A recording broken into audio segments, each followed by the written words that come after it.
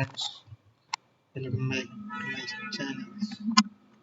In this tutorial, I am going to explain how to use master functions instructions in FX5U PLC. So let's start the video. I'm going to show you this is our FX5U CPU, and I have added one FX40SSC card. This is used for motion controls.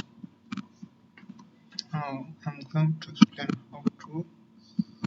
This is our the simple basic little logics, and here I made it 20 timers for the PLC runnings or not. So I'm just click on debug and simulations. Start simulation. In simulation mode, I can show you this is how it works. So just wait, and simulation is going to running out. And okay. Simulation is activated and there is no error. So I'm going to simply click right monitor modes and you can see the whole logics are running M0 means all PLCs running. So you can see this is our the did instruction. Did means this is the digital analogs.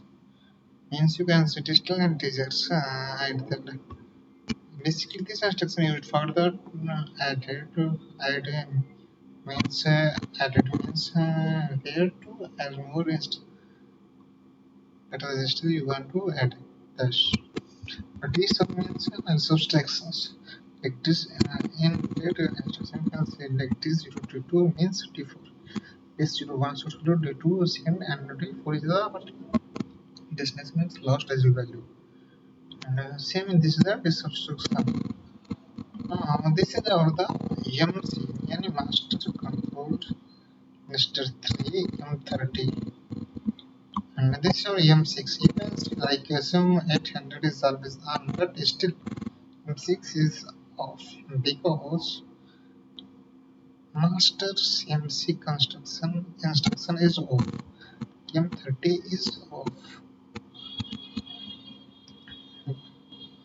While M30 is activated, then M6 is on. Otherwise M6 will be off and same thing you can see like below sides.